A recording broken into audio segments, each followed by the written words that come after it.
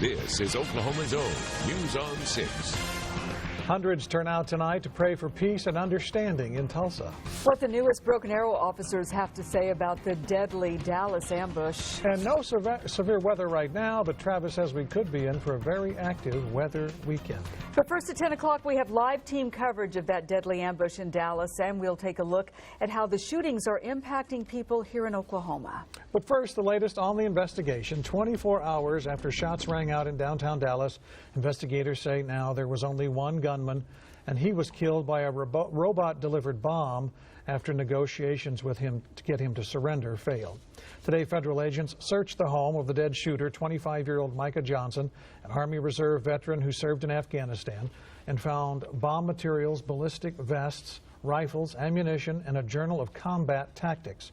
While investigators go over that journal, portions of downtown Dallas remain a crime scene and will remain closed to the public until Wednesday. And here's what we know now about the gunman. Johnson grew up in the Dallas suburb of Mesquite, and he still lived there. He left the Army Reserve in 2015 after returning from a deployment in Afghanistan. According to Dallas police, he had no previous criminal history. And authorities say the shootings in Dallas may have sparked other attacks on officers today in Baldwin, Missouri, a St. Louis suburb. Police officers in critical condition after being shot during a traffic stop this morning. The St. Louis County Police Chief says the officer was ambushed and is fighting for his life in a hospital tonight. The shooting was caught on the officer's dash cam. Tonight, the suspected shooter's in custody. He was caught right away. We have learned he is on probation for several convictions, including stealing a car in Oklahoma. And in southern Georgia, investigators say a man called 911 to report a break-in and then ambushed the responding officer there.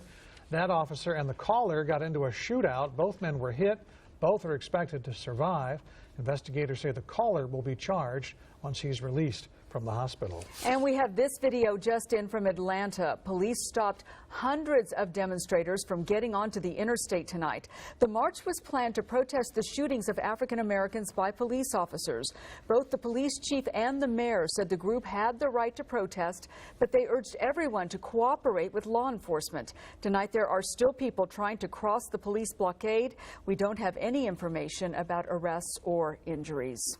And here in Tulsa, church and government leaders came together tonight, hoping to prevent the kind of violence that has hit other cities. News on 6 reporter Marty Casper attended a special city council meeting tonight, and he joins us now from City Hall. Marty? Well, Terry, three main things were discussed tonight: accountability, trust, and patience. But getting everyone on the same page is still a long way off. For Reverend Jeffrey Brewster, part of the solution is ending the negative assumptions we have of certain neighborhoods or people in general. How do we change that? We change that by being intentional about building relations and checking assumptions. For Tulsa Councilman Jack Henderson, it's knowing how to listen, maybe relearning how to listen, that will make the difference for people on all sides of the issues. When we listen to each other, then we can learn. Until we agree that we need to listen, there's no learning. But while many area leaders praise the people of Tulsa for not responding with violent outbursts, for some, that doesn't mean our area is any better off. We have race issues in Tulsa. Tulsa has a history of race problems. Which is why accountability is key. State Senator Kevin Matthews says people have to know if police officers do wrong to them, they can trust that the officer will have to answer for it. Because we know when individuals are wrong, they have to be accountable as well. Mayor-elect G.T. Bynum says trust is key. Citizens need to know the types of things that an officer deals with all day long. But he says the learning curve must go both ways. An officer needs to be reminded of what it's like to be a citizen and have an encounter with a police officer. After the emergency city council meeting, leaders went to Morning Star Baptist Church to pray and continue the process of unity to overcome these tremendous obstacles. Bringing people together to understand what it is that other people face. Now, one thing that both city leaders and pastors agreed on was the need to ensure a continuing dialogue to discuss racial issues as well as police interactions. Mayor-elect G.T. Bynum says he plans to have routine community meetings once he takes office next year to continue those discussions. Live outside City Hall in downtown Tulsa, Marty Casper, News on 6. In Bartlesville tonight, about 60 people gathered at the police department to pray for Oklahoma officers and those across the country. The event was led by Bartlesville Baptist Temple and Calvary Chapel. Hundreds marched tonight in downtown Tulsa for peace and understanding. Organizers of the event say the turnout was larger than they expected. News on 6 reporter Annie Chang continues our team coverage, and Annie is live in downtown with the details for us here at 10. Annie? That's right, Scott. People of all walks of life united here in downtown Tulsa tonight in support of the victims, their families, and also police officers. Not a protest, not a march. This is a call. It is a call to prayer and a call to love. Jen Thomas organized the call in response to the 2 deadly officer-involved shootings this week. She says the country needs prayer more than ever after the violence in Dallas. And tonight, many prayers came from Tulsa. We come together as a community, making a standard of peace. Yes, Lord. We thank you, Father, that you will heal our land, bring healing to the families, bring healing to the community. People of all backgrounds, ethnicities, ages walked from Guthrie Green to John Hope Reconciliation Park, chanting and singing. Let it shine, let it shine.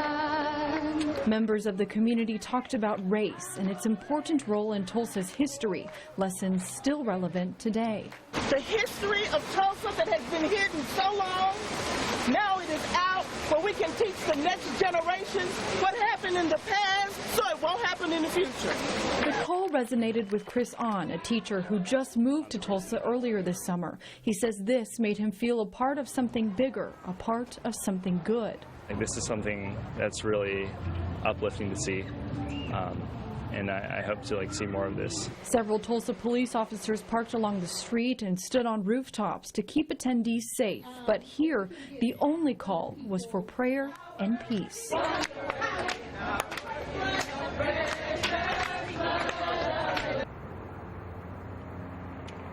And the organizer, Jen Thomas, says she hopes to hold several open dialogue meetings with both local and state lawmakers in the coming weeks. Reporting live from downtown Tulsa tonight, I'm Annie Chang, News on 6. Tulsa Police Chief Chuck Jordan addressed the city today, promising to protect all Tulsans from what he called psychotic thugs like the Dallas shooter. Jordan says the actions of just a few has put fear in many communities, including the police community. But the chief says that is not going to stop Tulsa officers from doing their jobs. We're going to continue to reach out to our community. We're going to continue to do things that make us better, not things that make us worse.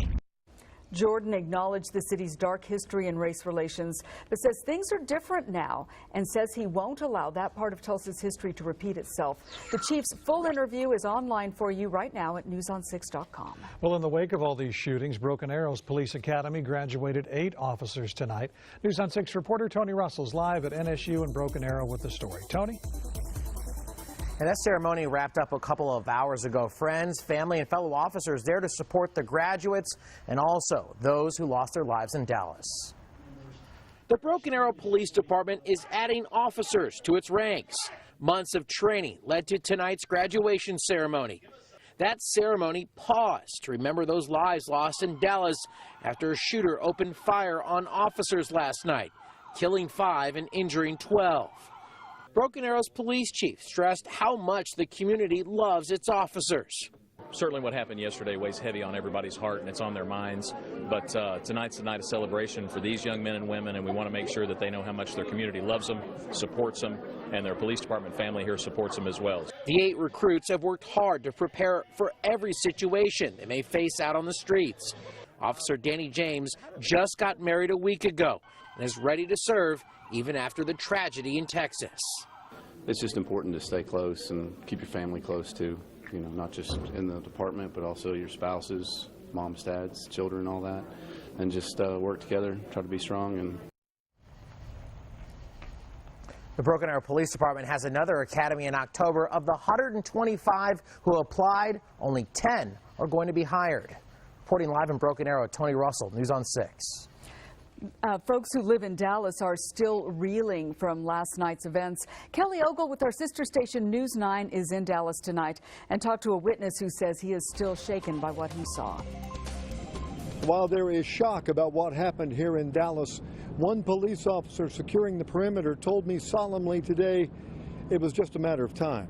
Nearby resident Adrian Aguila pulled out his cell phone camera when he heard the first shot because he knew it was different. I could definitely tell it was a high-power rifle. The shots and the power, the resonance between the buildings and the echoing, that's what gave it away to me.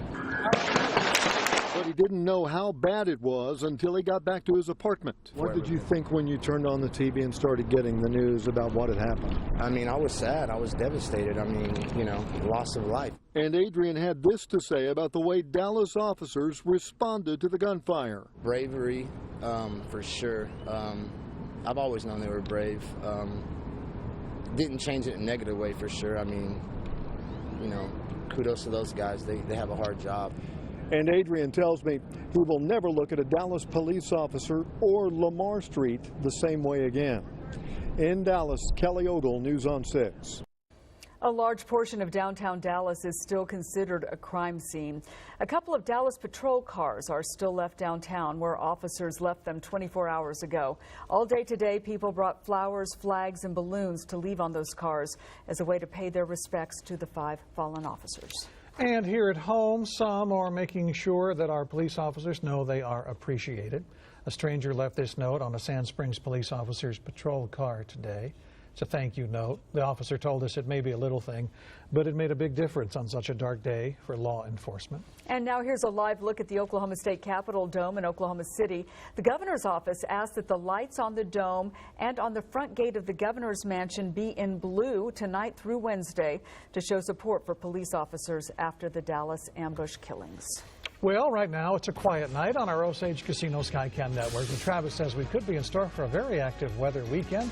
We'll have your future view forecast coming up in less than 5 minutes. And we want you to have your best summer ever. Coming up, your chance to win a chance for a brand new Ford Mustang.